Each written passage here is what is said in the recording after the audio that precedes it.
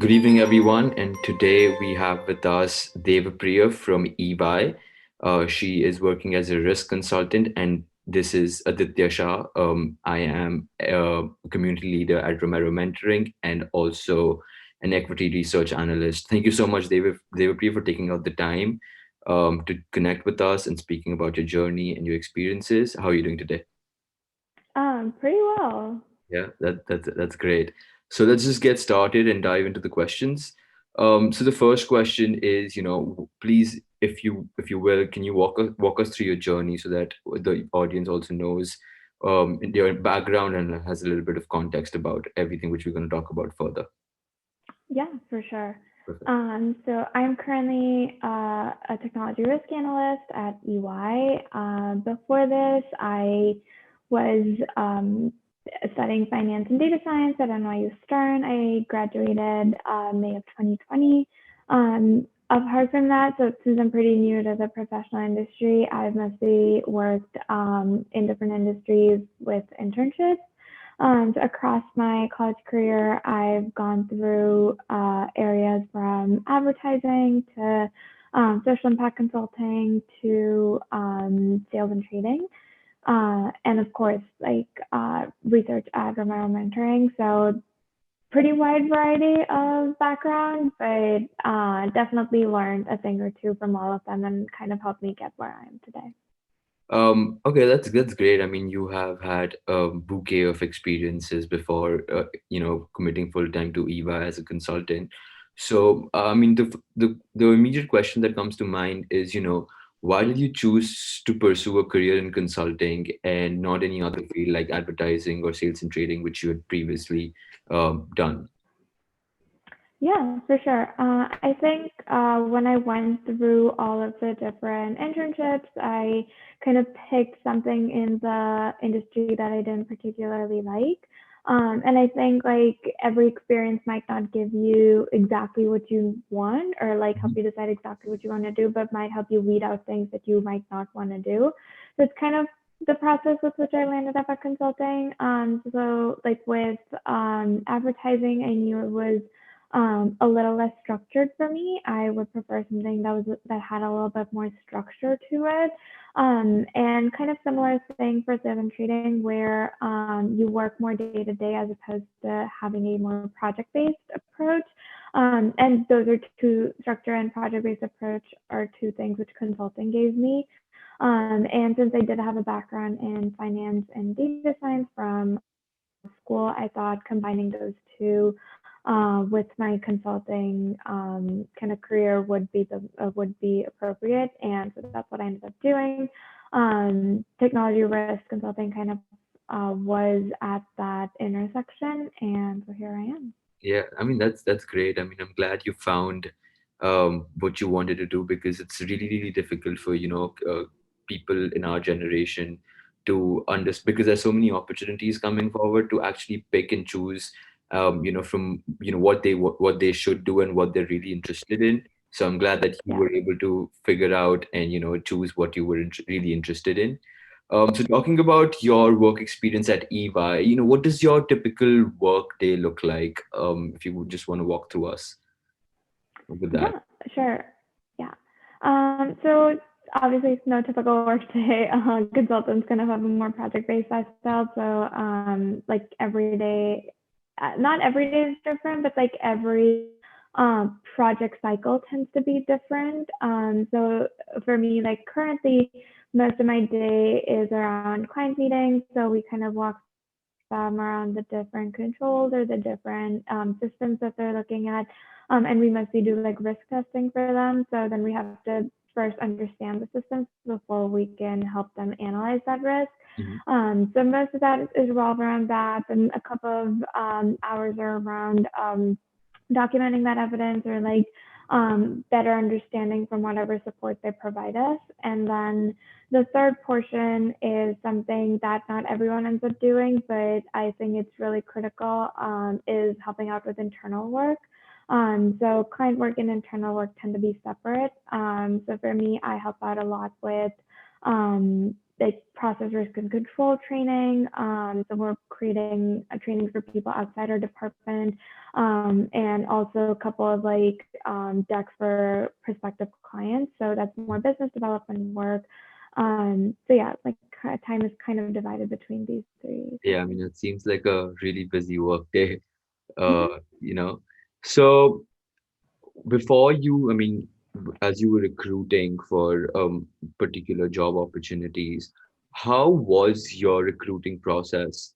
And because you've gone through so many internships and you've actually are at EVA, which is a great firm, what advice do you have for students, especially students who are seniors and juniors who do not have an internship right now, and in this atmosphere where there's so much uncertainty about the future, what would you advise them about, how should they go about seeking full-time opportunities? Yeah, for sure. I think it really depends on the industry. So, I mean, finance would tend to recruit a little differently from consulting as opposed to like something like advertising. Mhm. But I think focusing primarily on finance, I would say networking honestly tends to be key in finance and consulting both. I know that's kind of tougher now, given that we're not exactly in person.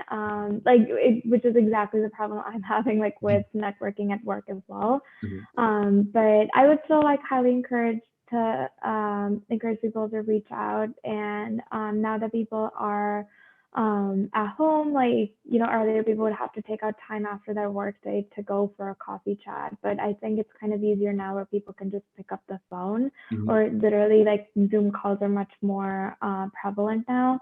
So I think in that scenario, even if you do have like a lesser number of people who are responding to you, like they will be more invested in helping you out. So I think networking definitely tends to be key, and quality over quantity, I would say. I feel like people just think they need to reach out to whoever they can find at the firm and just talk to literally every person on their Yeah. team, but that doesn't really tend to be the case.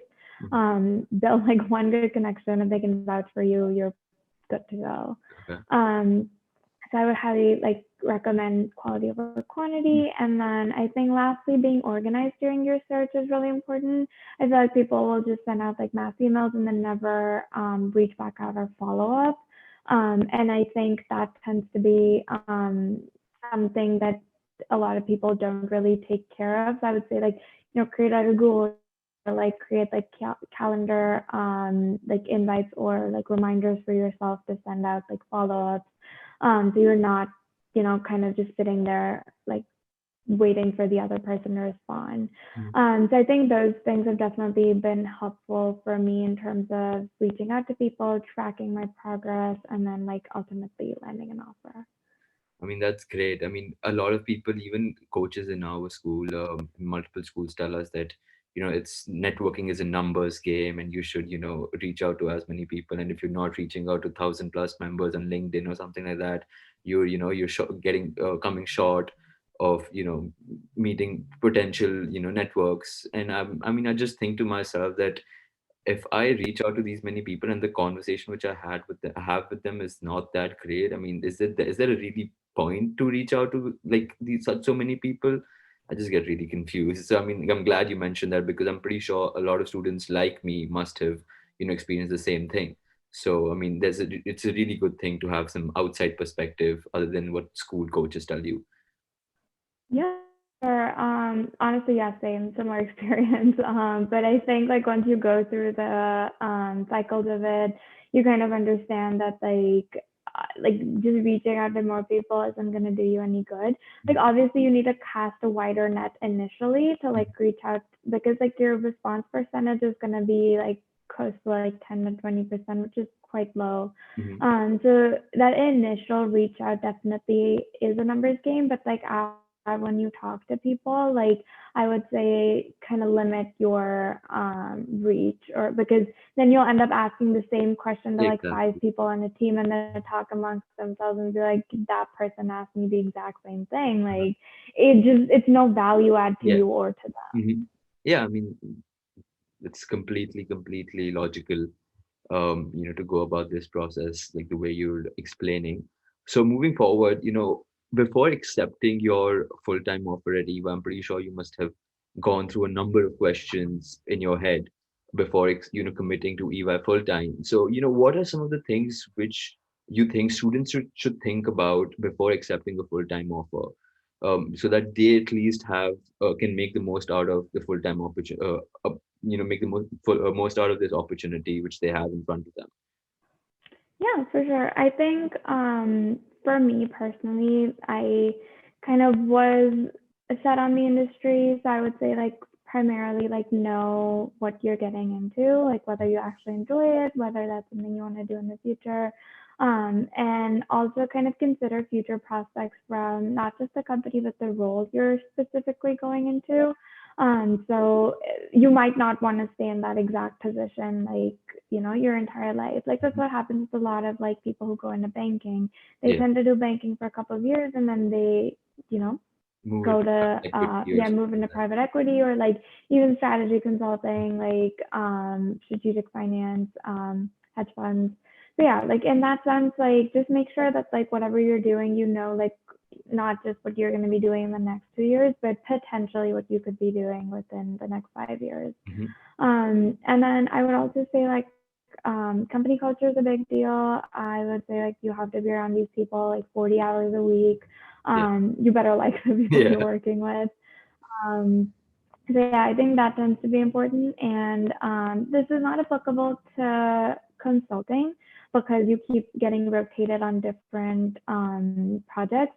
But something like banking, this would still be applicable where I would say choose your team rather than company because your team is the people you're going to be working with more closely. And like if you like them, as opposed to just like going for a big brand name or like just for the privilege of it, if you stick to that, I think you'll be a lot more satisfied with the work that you're doing.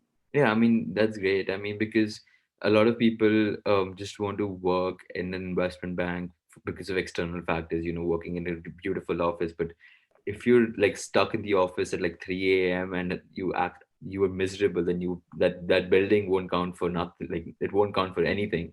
So Yeah. just knowing the company culture and people around you, I think it's very important. It's very important to me personally because that's why I've been so selective in choosing with a company which I want to actually work for. So Mm-hmm. moving forward, how is the experience of being in such a fast-paced industry like consulting helped you become the person you are today? Yeah, for sure. I think primarily time management. Honestly, like we learn a lot of that when we're in college too, because Mhm. we have to manage so many things together. But I think during college, you kind of have deadlines, so like when you need to get things done by. But when you're actually working in like a professional environment, like no one's gonna set deadlines for you. You kind of have to set them yourself. So in that case, I that's something that I learned for myself. I that like will create like Google Sheets or like Excel sheets to kind of help keep track of the work that I'm doing, like where things need to go. And like so many things will like pop up at the same time that like you'll tend to miss some of them if you're not careful. So I think, yeah, like I would say time management and organization are definitely something that you end up learning. Mhm. And then secondly, I think soft skills in terms of like communication, because like you're not only interacting with clients, but you're also interacting with people within your team and within, or like across teams even, because like our team works very closely with another finance team that's like internal. Mhm. And you need to be able to convey certain things appropriately. You need to know how to, like when you need to reach out for certain things, and how you need to like write documents and stuff. So I think that tends to be in terms of soft skills, Mhm. is something you develop, and you develop that like, and you learn how to do that under pressure as well and do it well. Yeah. So I think those are some things that you definitely learn from these fast-paced environments. Yeah, I mean, great. I mean, you talk about your college and how colleges help you in managing your time because you have so many deadlines coming up and you have to work on your academics, work on recruiting, and some students are student athletes. So I mean, time management is something which we are taught in college. So going back in college, So if you were to go back in time and attend college all over again, what additional things would you do to better prepare you for life after college now that you've seen life after college? Yeah, for sure. Honestly, Excel, like half the jobs are dependent on Excel. Like, don't take that lightly. You'll definitely be using it, like Hmm. at least if you're in the finance or consulting side. Hmm. So I would highly, highly recommend like kind of gaining some expertise in that.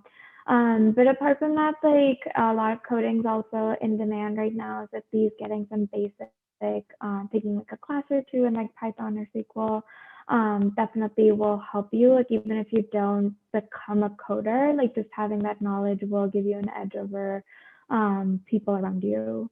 Hmm. Because for me, like I don't primarily use it in my day-to-day work, but sometimes like we'll get SQL codes like which are associated with systems that we work with, and because I have a certain background, it's like I'm able to understand what I'm looking at as opposed to people who are like a few levels senior than me. Hmm. Um, so I would definitely say that's something that's important that I would highly recommend everyone to look at.